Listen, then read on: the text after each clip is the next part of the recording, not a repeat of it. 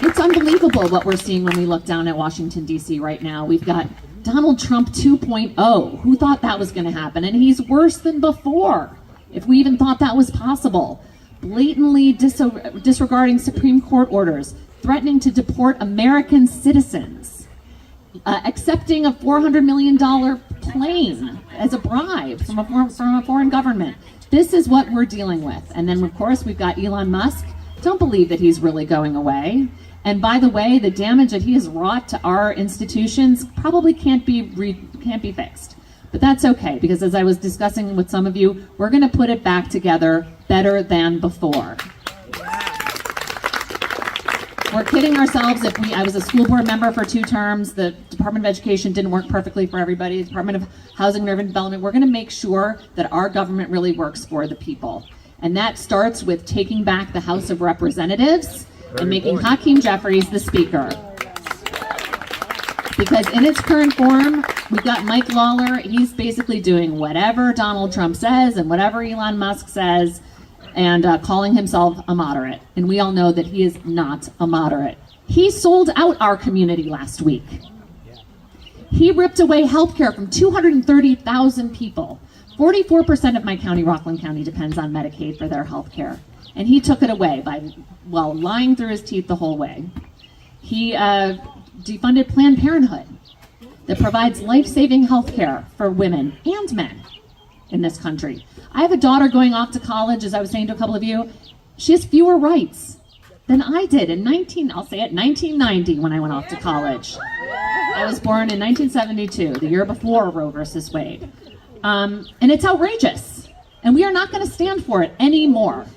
We're going to take back the House. Democrats will take back the power of the purse to put power back in the hands of the people, along with our tax dollars for the services that we pay into.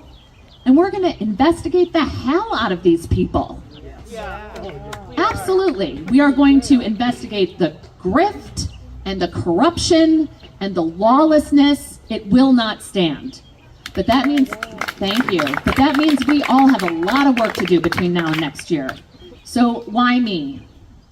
I am the only Democrat in the field that has beaten Republicans in red territory in really tough elections.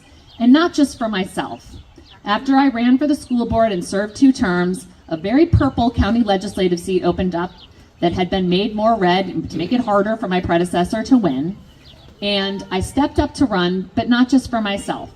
I recruited and led a slate of Democrats, 5 Democrats, to win the first Democratic supermajority in Rockland County history, right in Mike Lawler's backyard. I know how to win Rockland County, a county that Donald Trump won in 2024, and that's really important too. I know how to organize, I know how to communicate, I know how to reach out to people and listen. I think Democrats didn't do enough of that when we talk about what went wrong last year. They didn't do enough listening. We have to really listen and then meet people where they are with what they need and deliver results. So I promise you, I'm the only Democrat in the field that can say I've worked with a Republican county executive to cut taxes, pass common sense gun safety reforms, I'm the chair of the environmental committee. I will continue to do whatever Tina asked me to do. We just passed, became the first county. If anyone would have told you that Rockland County would be the first county to pass a resolution opposing Project Maple, a dirty pipeline going under Indian Point, what could possibly go wrong, and through Rockland County, through our historic Stony Point battlefields, dumping a dirty compressor in the town of Ramapo, where our most underserved communities already live. We were the first county to do that. I was proud to do it. And it passed unanimously, as did my gun safety bill. Everyone said, oh, here comes Beth Davidson with her gun safety and her, environmental stuff. I get it to pass unanimously, because compromise can mean getting someone to do the right thing because you show them how it's the right thing for them and for everyone. People don't send us to government to fight with each other. They send us to roll up our sleeves and there's children here, and get stuff done. And that's what moms do, and that's what I've had to do as a county legislator, by the way, as our federal government is making a mess with Mike Lawler's help. I'm the one cleaning it up. And I will really clean up when we broom Mike Lawler right out of CD 17 next year.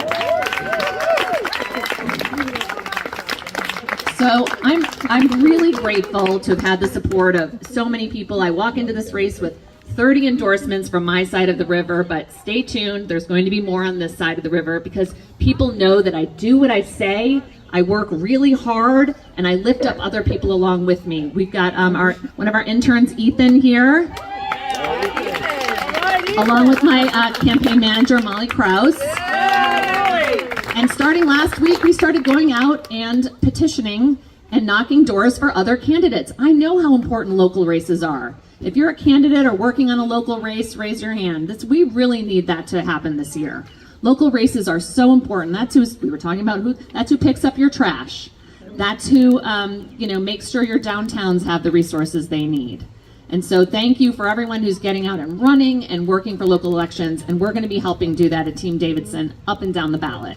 So really excited to work with all of you. Thank you so much for having me. We are going to win this next year, take back the House, flip this seat red and blue, and take our country back.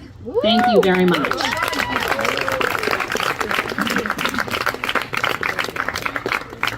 Thank you, Beth.